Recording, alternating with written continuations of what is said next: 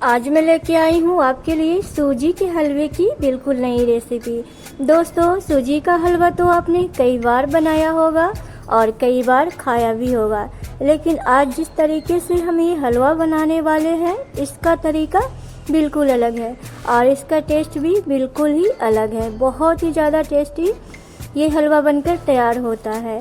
आज सूजी के हलवे में ख़ास बात क्या है, वो ये है कि आज हम सूजी को दूध में भिगोकर हलवा बनाएंगे। इससे क्या होगा कि हलवा बहुत ही ज़्यादा टेस्टी बनता है, दानेदार बनता है और जो हलवे का टेस्ट है वो नॉर्मल सूजी के हलवे से कहीं ज़्यादा टेस्टी होता है, यानी कि 100 गुना ज़्यादा टेस्टी होता है। तो चलिए इस दानेदार टेस्टी सूजी के हलवे को बनाना शुरू करते हैं। और अगर आपको मेरी रेसिपी पसंद आती है तो प्लीज़ वीडियो को लाइक कीजिएगा, शेयर कीजिएगा अपनी फैमिली के साथ। तो चलिए शुरू करते हैं इसे बनाना। सूजी का टेस्टी दानेदार हलवा बनाने के लिए हमने यहाँ पर 1 कटोरी सूजी लिया है। दोस्तों, यहाँ पर मैंने बारीक वाली सूजी ली है। आप चीज़ों को नापने के लिए कोई कप या कटोरी सेट कर लीजिए, उसी से नाप कर आप चीज़ें ले सकते हैं। तो देखिए, सूजी को हमने बाउल में डाल लिया है। अब हम इसी कटोरी से नाप कर हम इसमें 1 कटोरी दूध डालेंगे। दूध जो हमने यहाँ पर लिया है वो रूम टेम्परेचर पर ठंडा दूध है। आपको यहाँ पर गर्म दूध नहीं लेना है, आप यहाँ पे ठंडा दूध ले सकते हैं। अब सूजी के अंदर दूध डालकर अच्छे से मिला लीजिए, अच्छे से मिक्स कर लीजिए। दोस्तों, आपने कई बार देखा होगा कि हलवे के टेस्ट को बढ़ाने के लिए हम कई बार उसमें मावा ऐड कर देते हैं, यानी कि खोया ऐड कर देते हैं, तो हलवे का जो टेस्ट है काफ़ी ज़्यादा बढ़ जाता है। लेकिन आज जो हम हलवा बना रहे हैं उसके अंदर हम कोई मावा ऐड नहीं करेंगे। सूजी में दूध को मिक्स करने के बाद हम इसे आधे घंटे के लिए रेस्ट के लिए रख देंगे, ताकि सूजी बढ़िया से फूल जाए और दूध को अच्छे से सोक कर ले। अब यहाँ पे देखिए आधा घंटा हो गया है और आप देख सकते हैं कि सूजी ने दूध को अच्छे से सोक कर लिया है और ये बहुत ही अच्छे से फूल गई है। तो चलिए अब हम इसका हलवा बनाकर तैयार करेंगे। आज जो हम हलवा बना रहे हैं उसमें हम सूजी को दूध में भिगोकर हलवा बनाएंगे, तो हलवा बहुत ही ज़्यादा टेस्टी बनेगी। सबसे पहले हम हलवा के लिए चाशनी बनाकर तैयार करेंगे। तो यहाँ पर हमने गैस के ऊपर एक पैन ले लिया है और अब हम इसके अंदर 4 कटोरी पानी डाल देंगे।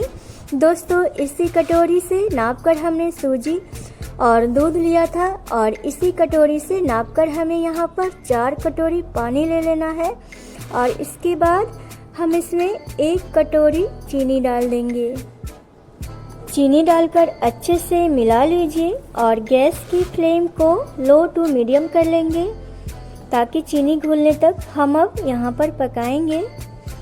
यहाँ पर हमें कोई तार वाली चाशनी नहीं बनानी है, हमें यहाँ पर सिर्फ चीनी को पानी में अच्छे से घुलने देना है। तो देखिए चीनी घुल रही है। तो इसी टाइम पर हम इसके अंदर 2 से 3 हरी इलायची को तोड़ कर डाल देंगे, ताकि हलवे में इसका फ्लेवर काफ़ी अच्छा आए। अब यहाँ पर हम थोड़े से केसर के धागे डाल देंगे। केसर डालना ऑप्शनल है, अगर आपके पास है तो डाल दीजिएगा और नहीं है तो इसे स्किप कर सकते हैं। अगर इलायची पाउडर है तो वो भी डाल सकते हैं। तो चलिए अब हम इसमें 1 उबाल आने देंगे।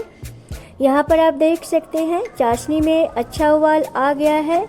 हमें कोई तार वाली चाशनी नहीं बनानी है।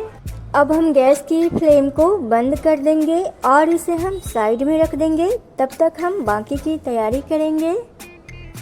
अब गैस ऑन करके कढ़ाई या कोई पैन ले लीजिए और इसमें हम 2 चम्मच देसी घी डाल देंगे और इसके बाद हम थोड़े से ड्राई फ्रूट्स को रोस्ट कर लेंगे। तो यहाँ पर मैंने थोड़ा सा बादाम लिया है और इसे छोटे छोटे पीस में काट लिया है और हमने यहाँ थोड़ा सा काजू लिया है और इसके साथ ही हमने यहाँ थोड़ी सी किशमिश लिया है।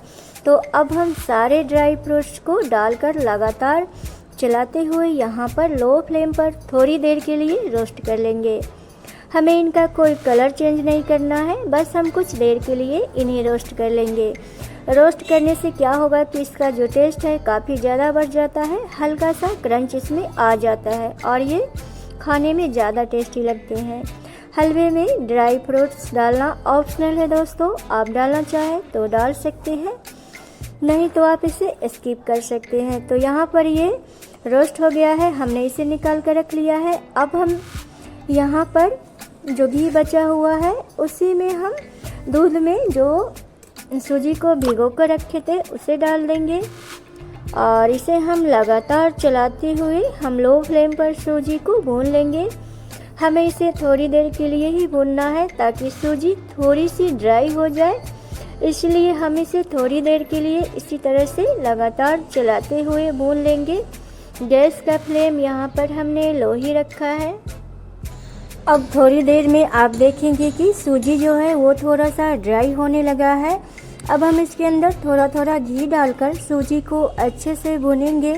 घी को हमें एकदम से नहीं डालना है, हमने जिस कटोरी से नाप कर सूजी ली थी उसी कटोरी से नापकर हमने 1 कटोरी देसी घी लिया है। थोड़ा थोड़ा घी डालकर अब हम सूजी को भूनेंगे। गैस का फ्लेम आप लो ही रखिएगा और लगातार चलाते हुए हमें इसे भूनना है। इस हलवे में घी थोड़ा सा ज़्यादा लगता है, लेकिन ये हलवा बहुत ही ज़्यादा टेस्टी बनकर तैयार होता है। तो देखिए मैंने घी को थोड़ा थोड़ा करके डाल दिया है और अब हम इसे लगातार चलाते हुए अच्छे से भूनेंगे।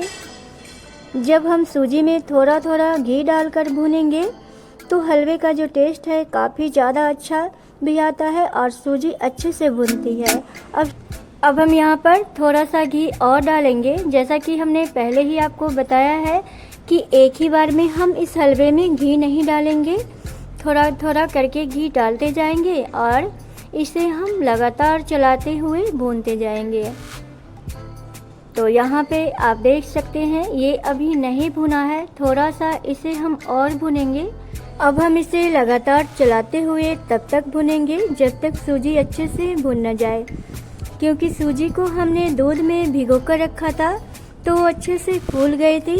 अब हमें इसे तब तक भुनेंगे जब तक कि इसका कलर हल्का सा चेंज ना हो जाए और सूजी जो है वो घी को अच्छे से छोड़ देती है।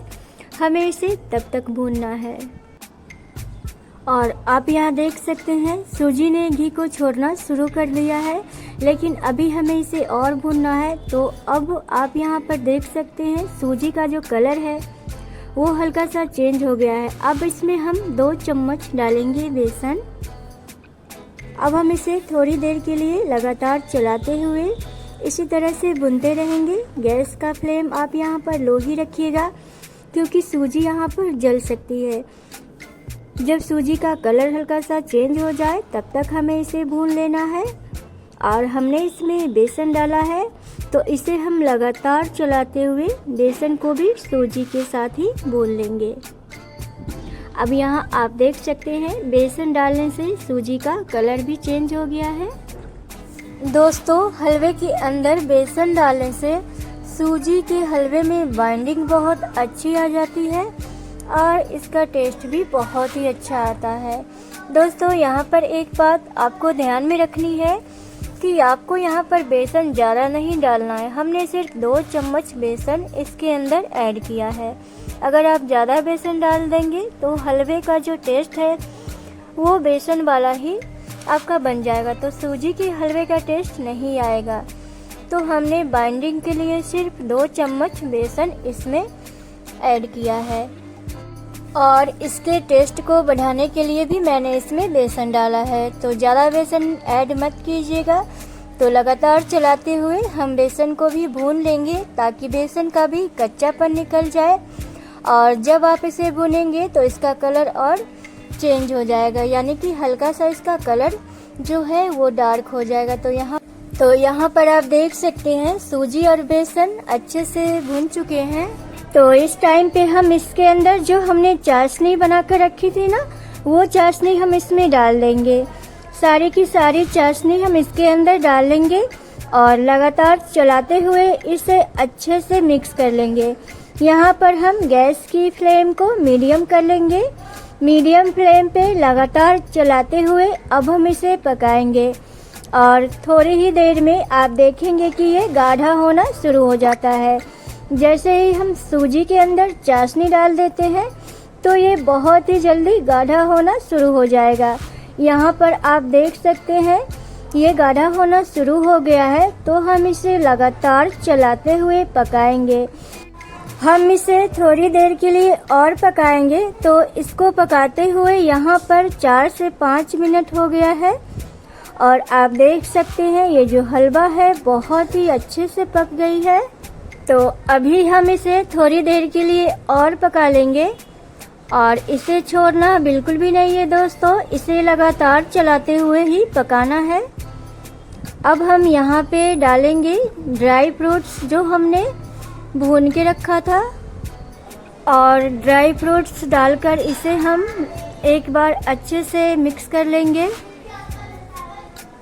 और बस 1 से 2 मिनट इसे हम और पका लेंगे।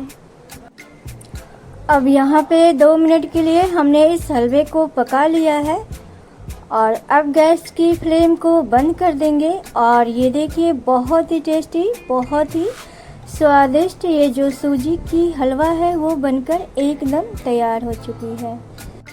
दोस्तों, अगर आपने पहले इस तरीके से सूजी का हलवा नहीं बनाया है तो एक बार इस तरीके से बनाकर देखिए, आपको ये रेसिपी बहुत ज़्यादा पसंद आएगी। बहुत ज़्यादा टेस्टी ये हलवा बनकर तैयार होगा। अगर ऐसी ही और आसान रेसिपी आप देखना चाहते हैं तो प्लीज़ जल्दी से चैनल को सब्सक्राइब कर लीजिए। तो फिर से मिलेंगे नई रेसिपी के साथ।